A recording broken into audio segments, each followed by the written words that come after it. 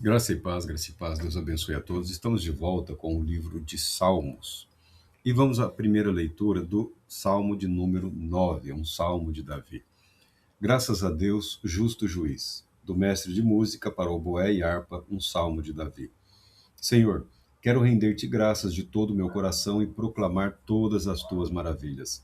Em ti quero alegrar-me e exultar, tocar e cantar louvores ao teu nome, ó Altíssimo. Meus inimigos, retrocedendo, tropeçaram em tua presença e pereceram. Pois defendeste o meu direito e a minha demanda. Sentaste em teu trono como justo juiz. Corrigiste as nações, destruíste os ímpios, por toda a eternidade apagaste o nome deles. O adversário foi totalmente derrotado para sempre. Arrasaste as suas cidades, e já não há quem delas se lembre. O Senhor reina para sempre. Para o julgamento firmou o seu trono. Ele julga o mundo com justiça, governa os povos com retidão. O Senhor é abrigo seguro para os oprimidos, uma fortaleza nos tempos de angústia. Em ti confiam todos os que conhecem o teu nome, porque tu, Senhor, jamais abandonas aqueles que te buscam. Vou refrisar o 10. Em ti confiam todos os que conhecem o teu nome, porque tu, Senhor, jamais abandonas aqueles que te buscam. Tocai, cantai e louvai ao Senhor que reina em Sião. Proclamem entre as nações as suas façanhas. Ele busca os assassinos, lembra-se do sangue derramado e os vinga. Não se esquece jamais do clamor do necessitado. Misericórdia, Senhor, vê minha aflição, o sofrimento causado pelos que me odeiam. Salva-me das portas da morte, para que, junto às portas da cidade de Sião, possa eu cantar louvores a ti e ali exulte em teu livramento. Os povos caíram na cova que com astúcia abriram, no laço que ocultaram, seus pés se prenderam. O Senhor é conhecido pela justiça que exerce, os ímpios caem em suas próprias tramas. Voltem os ímpios para o inferno, todos os povos que se esquecem de Deus. Mas os necessitados jamais serão esquecidos, nem será frustrada a esperança dos pobres e humildes. Ergue-te, Senhor, não permitas que um simples mortal vença. Julgados sejam todos os povos na tua presença. Coloca em seus corações o terror, ó Senhor, para que saibam as nações da terra que não são mais do que seres humanos. Graças a Deus pela sua palavra. É um belíssimo salmo. É um salmo de gratidão a Deus. É um salmo também de ação de graças pela intervenção divina. É um salmo que apresenta Deus como soberano e como soberano juiz, tá? Deus é santo, Deus altíssimo, Deus soberano, que julgará todos os povos, todas as nações, todas as pessoas sobre a face da terra. Esse salmo ele é, na sua composição, na sua formação inicial, um acróstico, ou seja, os versos são iniciados pelas letras do alfabeto hebraico. Então, em algumas Bíblias, tem lá a marcação lá do o Aleph, o Bet, o Gimel, o Re, o Vav, Zain, Het, vai até o Raf aqui. É um salmo acróstico. Então, a palavra que inicia aquele verso, ela segue a sequência do alfabeto hebraico. É uma belíssima composição de Davi que fala de Deus como sendo o soberano juiz. E nós, para falarmos sobre os salmos, nesse contexto aqui, nessa aba que nós criamos aqui, nós estamos usando o livro Tesouro de Davi, de Charles Spurgeon. Tá? Nós temos uma versão resumida, a obra mesmo, o material na íntegra, são 3 volumes. Mas esse aqui atende às nossas necessidades, é material suficientemente rico e abrangente para podermos falar sobre a belíssima composição de Davi. Louvar-te-ei, Senhor. O Spurgeon já começa dizendo: algumas vezes é necessário empregarmos toda a nossa determinação para enfrentar o inimigo e bendizer o Senhor. Então ele usa esse duplo aspecto da vida, da experiência e do salmo de Davi. Às vezes é tamanha a oposição, tamanha a afronta, tamanha o levante contra as nossas vidas, que a nossa tendência A tendência humana normal é silenciar, como se estivéssemos incomodando pela nossa fé, pelas nossas convicções, pelas nossas vidas. Não.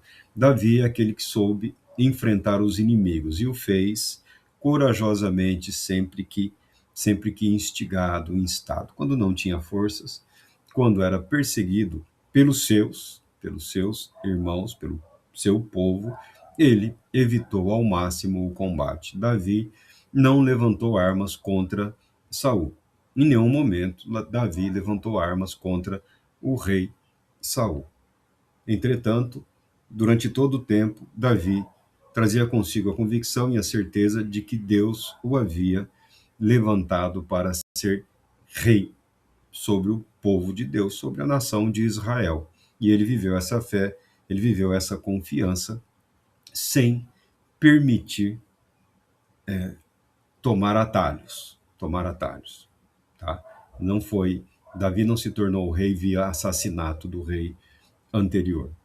Ele sagrou-se rei por ter sido ungido por Deus e no momento oportuno, no momento apropriado, toda a nação, todos os seus representantes o aclamaram como rei sobre o povo, sobre a nação de Israel. Contarei todas as tuas maravilhas. Gratidão por uma misericórdia traz à memória outras milhares.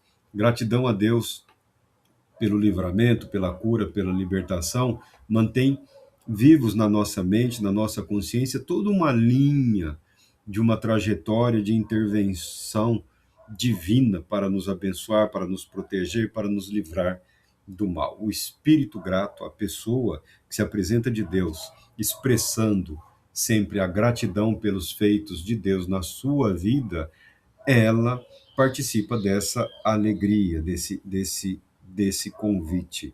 Quem conhece tanto as maravilhosas obras de Deus como seu próprio povo? Esse é um convite à reflexão. Na minha vida, nas nossas vidas, na história da igreja, isso nos fortalece, nos anima. Isso nos coloca na caminhada com passos firmes, convictos de que, quando necessitarmos, a intervenção de Deus virá, a bênção de Deus se manifestará, o livramento, a libertação. Alegrar-me-ei e exultarei em ti, ó Senhor. Deus ama aquele que serve a ele com alegria. Serve em todos os aspectos, tá? O serviço espiritual, o serviço social, o serviço religioso, seja ouro de seu bolso ou ouro dos seus lábios, ouro que seja apresentado em seu altar. Ao teu nome, ó Altíssimo, eu cantarei louvores. Essa expressão ao teu nome é muito comum, porque conhecer o nome no pensamento antigo, saber o nome, conhecer o nome seria conhecer a pessoa, conhecer o indivíduo, conhecer como que é a essência daquela pessoa, lembrando uma época em que os nomes costumavam realçar determinados aspectos da índole da pessoa, daquele indivíduo. Ele mesmo julga o mundo com justiça, administra os povos com retidão. Ele mesmo, está falando de Deus, julga o mundo com justiça e governa os povos com retidão. Vendo o noticiário, nós podemos ser tentados, nós podemos ser provocados a declararmos o contrário, que Deus perdeu o controle. Não é Deus que está controlando as ações dos povos, das nações e dos indivíduos. O homem está desgovernado. Nesses momentos aí de turbulência, de paixões assim exploradas ao extremo, o observador pode ser tentado a afirmar dessa maneira. Mas o convite bíblico é para que o observador se comporte de modo diferente, se comporte de modo reverente, se comporte como aquele que teme a Deus que é o justo juízo, o soberano Senhor. Ainda que a aparência seja de que há um desgoverno, um descontrole, há um Deus, há um Deus que age sempre presente na história da humanidade, conduzindo a humanidade conforme a sua soberana vontade. Em alguns momentos, Deus permite sim, que as pessoas sigam a sua própria vontade. Claro que Deus permite. E nós vemos isso. Nós vemos o que estamos vendo. As pessoas vivendo segundo as suas paixões, suas ambições, os seus desejos. É um momento de ganância, de arrogância, de egoísmo, de uma vaidade extremada. Criaturas mortais, né, se apresentando como se candidatos ao Deus do início do século, querendo praticamente, reivindicando para si uma forma de culto, uma forma de adoração. Lamentavelmente, alguns religiosos mal preparados e outros, na sua maioria, mal intencionados, têm militado nessa área, usando o momento, a oportunidade, a fragilidade da condição humana diante de uma situação social e econômica difícil, em caminhos de superação, tá? E manipulam, pessoas são manipuladas. Ó, esse aqui vai salvar. Não vai salvar nada. Mas o que nós temos com isso? Nós temos tudo com isso, porque nós vivemos diante do Deus eterno e soberano. Eu sou daqueles que falam que um governo ruim ainda é melhor do que governo nenhum, tá bom? Um governo ruim é melhor do que governo nenhum. Para quem quer viver em retidão, para quem quer viver fazendo o que é certo, porque quem pretende, quem vive uma vida que clama, que busca o caminho da justiça, não importa muito o regime, tá? Porque não há lei para punir a pessoa que vive corretamente. Não existe em nenhum lugar do mundo, nenhum país do mundo.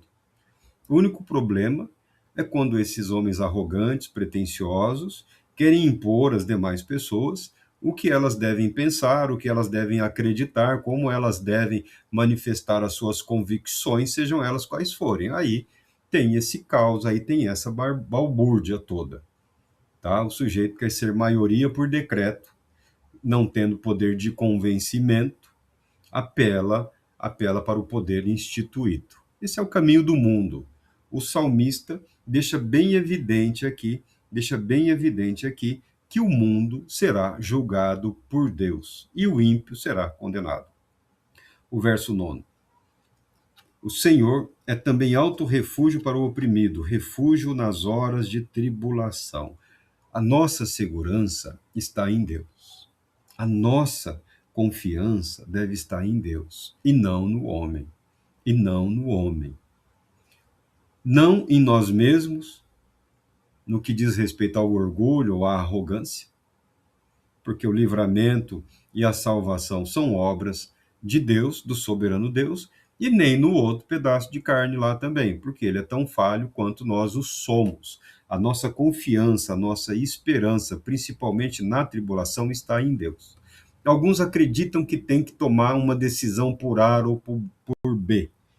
Eu acredito que você pode, caso queira, e é o convite das Escrituras, tomar uma decisão por Deus, pela palavra de Deus, pelo que é correto, pelo que é certo, pelo que é justo, e não uma vida de oposição de um contra o outro. Se você quiser fazer oposição, faça oposição ao diabo, ao maligno, à malignidade, à maldade. Como?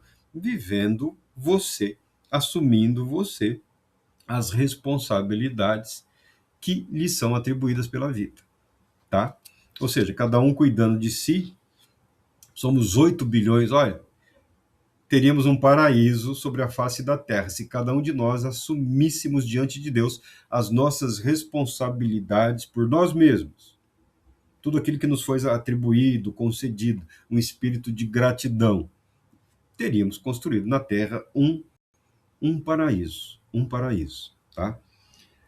Em ti, pois, confiam os que conhecem o teu nome. Em ti confiam os que conhecem o teu nome. Ele era jovenzinho, a família recebeu a visita de um profeta, que havia encaminhado, avisado antes que iria.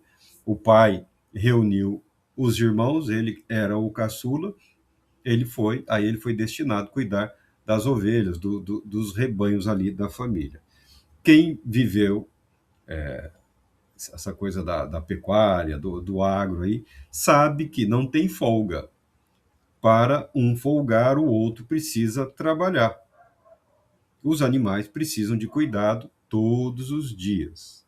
Então, a Davi, como o mais jovem, porque no pensamento do pai, dos irmãos mais velhos, ele não tem nada a dizer, ele não tem nada a acrescentar.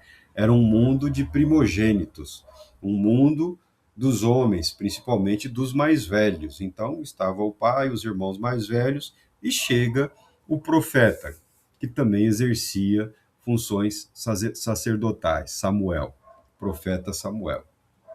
Samuel também não fazia a menor ideia de quem seria o ungido, quem seria o escolhido por Deus. Deus mandou e ele, como um homem temente a Deus, submisso a Deus, foi. O irmão mais velho, não é esse, não é esse, não é esse, não é esse. Acabaram os filhos de Jessé. Samuel pergunta, por um acaso você não teria mais um filho? Ah, tem o caçula, tem o Davi ali. Então vá buscá-lo.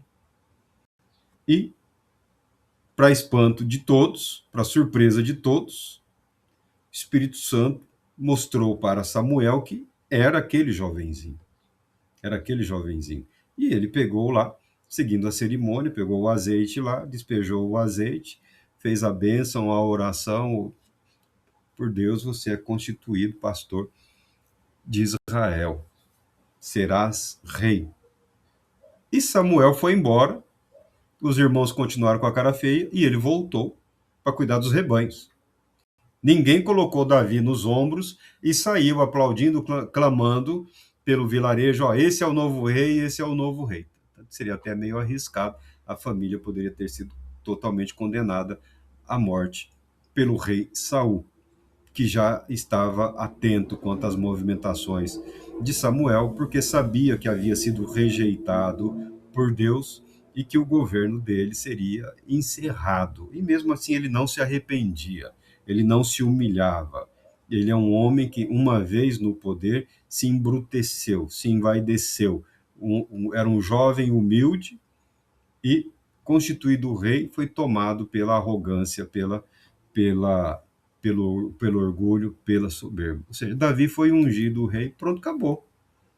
E teve que se virar.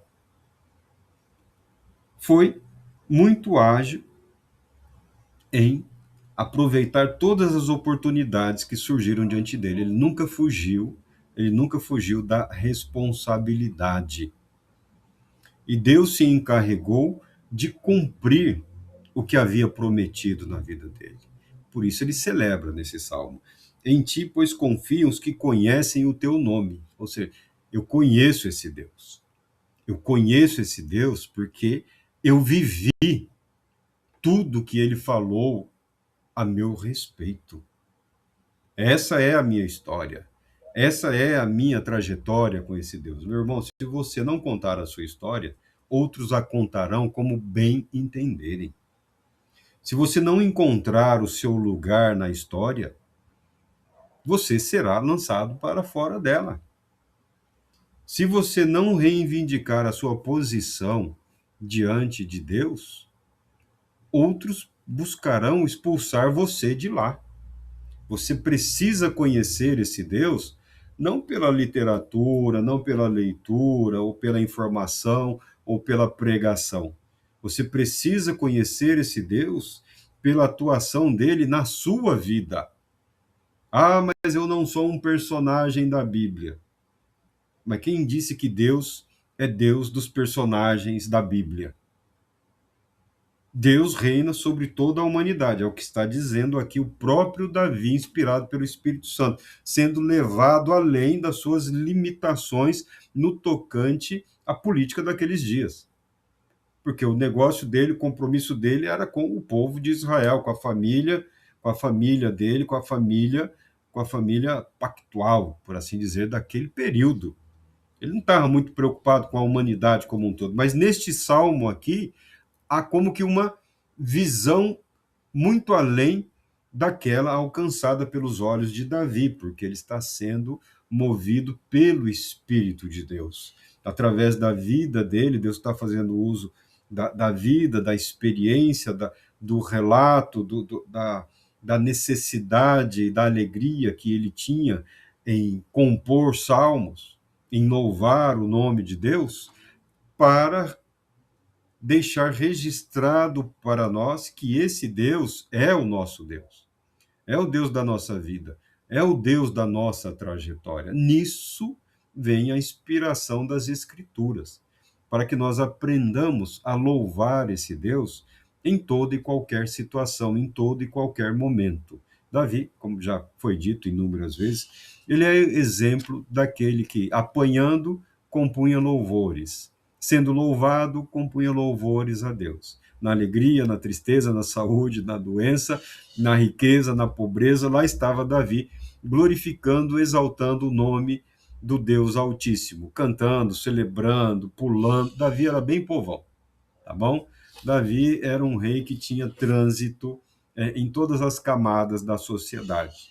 Davi não se sentia desconfortável com as pessoas comuns, porque ele viveu como uma pessoa comum, ele viveu como um fugitivo, ele se escondeu, ele passou frio, passou fome, passou sede, tá? Dormiu aí em descampado. Ele lutou, como todos nós lutamos. Ele enfrentou as batalhas dele. Graças a Deus pela vida do rei Davi. Graças a Deus pela atuação de Deus nas nossas vidas, nas nossas vidas. Nós não precisamos reviver a história de Davi.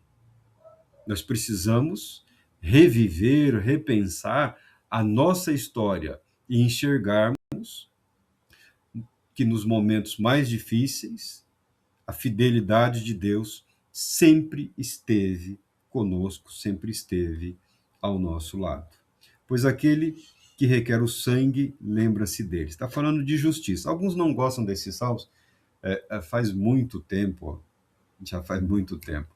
Aí surgiu de cada geração surge esse bando aí de esquisitos. Já faz um bom tempo surgiram de novo, né? Falando desses salmos imprecatórios, falando de julgamento, falando de condenação, falando de sangue. Algumas pessoas não gostam. Eu não sei onde vivem. Não sei qual realidade essas pessoas vivem. Eu não sei qual Bíblia eles estudam. Eu não sei a qual religião eles pertencem. Porque a vida, infelizmente, é isso daí. A vida é um enfrentamento da injustiça. E, às vezes, nós vemos a injustiça aparentemente prevalecer. E se tem uma coisa que não é tolerada nas Escrituras, tem a idolatria, que é abominável a Deus, é a injustiça. Aqui está falando dos assassinos, das pessoas que foram assassinadas e não foram justificar, não foram justiçadas, não se fez justiça. Ele está falando que a injustiça requer o julgamento, o pecado requer a punição, e isso Deus fará. E isso Deus fará. Condenação há para todo aquele que ofende o Altíssimo, as leis do Altíssimo. Não dá para fugir. Ainda que a pessoa acredite que possa adiar. Não, depois eu já ouvi alguns falando, com Deus eu me entendo. Falei, poxa, o cara é poderoso, hein? É melhor se humilhar. É melhor confessar os pecados, é melhor abaixar a cabeça, é melhor apresentar-se em humildade diante de Deus e reconhecer que em Deus está o perdão. E viver uma vida perdoada, porque uma vida de celebração, uma vida de gratidão, é uma vida que foi alcançada pela graça de Deus na forma do perdão. Os seus pecados foram perdoados por Deus em Cristo Jesus naquela cruz. A vida do cristão é a vida daquele que foi perdoado, não é a vida daquele que é perfeito, não é a vida daquele que é santo segundo alguns padrões aí que as pessoas gostam de confundir muito, né? Falam de santidade como se santidade fosse a perfeição. Santidade é um caminho separado, é um caminho distinto, que busca o quê? Busca agradar a Deus. É só isso.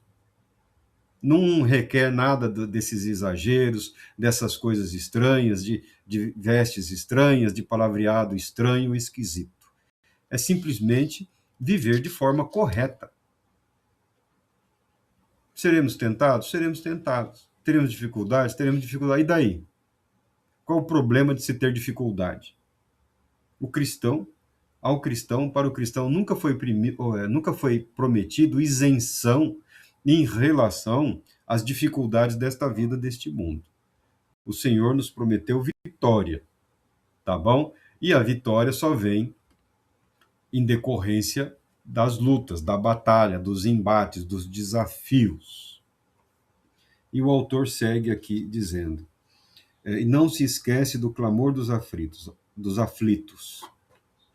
A oração é um porto para o náufrago, uma âncora para aqueles que estão afundando nas ondas, um cajado para os membros que cambaleiam, uma mina de joias para o pobre, um medicamento para as doenças e um guardião para a saúde. A oração imediatamente garante a permanência das nossas bênçãos e dissipa as nuvens de nossas calamidades. Ó bendita oração. Olha o caminho apresentado. Oração. Oração. Nós temos falado sobre oração, estamos fazendo uso aí de 3 ou 4 livros que falam especificamente sobre oração, sobre os métodos, os modelos. Existem vários outros livros sobre oração. E eu não estou nem um pouco preocupado em divulgar um método, ou um modelo, um plano, ou um processo no tocante. Mas a Bíblia e os homens sábios e os homens santos nos convidam a participar desse ato de comunhão. Oração. Oração. Se você tivesse acesso ao presidente da República, o que você diria a ele? O que você exporia? É claro que tem alguns desajustados que não podem ser apresentados para nenhuma autoridade, porque no Brasil, hoje, no mundo, estamos vivendo um momento de desrespeito que é algo assustador. Estranhamente, alguns ministros religiosos estão instigando esse comportamento arrogante e estúpido. Brevemente, eles colherão os frutos dessa insolência, dessa irreverência, porque eles estão também enfraquecendo a sua própria legitimidade, a sua própria autoridade, porque nenhum deles abre mão do tratamento respeitoso, e mesmo assim incitam desrespeito, ofensas, insultos, xingamentos contra autoridades legalmente constituídas, porque diz não concordar com, a, com o emblema do partido, do outro, com a ideia, com a cor, com o calçado, com a roupa, isso ou aquilo. Não concorda com quem está ocupando a posição de poder, mas ambiciona aquela posição. Ambiciona aquela posição. Se for colocado lá, quererá o tratamento respeitoso. Agora, como você vai colher algo que não semeou? Caminha, muitas igrejas, muitos movimentos aí caminham para uma situação terrivelmente constrangedora e humilhante. O resultado disso não será nem um pouco saudável, tá? Mas seguindo aqui, o que nos diz aqui o salmista: o homem que verdadeiramente pode orar, ainda que definhando em extrema miséria, é mais rico que todos ao seu redor, enquanto que o miserável que nunca dobrou os joelhos, ainda que se assente orgulhosamente como monarca de todas as nações, é dentre todos os homens o mais necessitado. Essa fala é do João Crisóstomo. Se apresentado diante da autoridade constituída, o que você diria? O que você reivindicaria? O que você pediria ao prefeito, ao governador, ao presidente, a um dos senadores, a um deputado? Dificilmente nós seremos colocados numa situação em que teremos acesso, e se tivermos acesso, não significa que teremos a liberdade de compartilharmos as nossas necessidades ou aflições, em termos de que essas autoridades possam apresentar algum resultado. Entretanto, o livre acesso a Deus foi para nós conquistado por Cristo Jesus. Você tem acesso àquele que tem o poder de mover mentes e corações, aquele que tem o poder de mover mentes e corações, para que cumpram os decretos dele, não importando para Deus a confissão religiosa de quem quer que esteja no poder, porque ele é Deus soberano.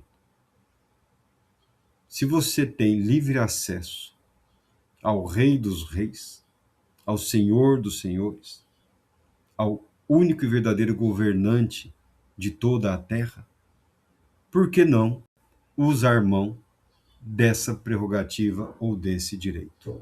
Ore. A oração é o caminho. A oração é um instrumento. A oração é um meio de alcançarmos as bênçãos celestiais. Não porque oramos, não porque a oração será mais ou menos poderosa, mas porque essas bênçãos já foram conquistadas em nosso favor por Jesus Cristo. Ao orarmos, estamos comparecendo diante do Pai, reivindicando, recebendo em humildade tudo aquilo que Ele propôs realizar nas nossas vidas. Deus Todo-Poderoso te abençoe.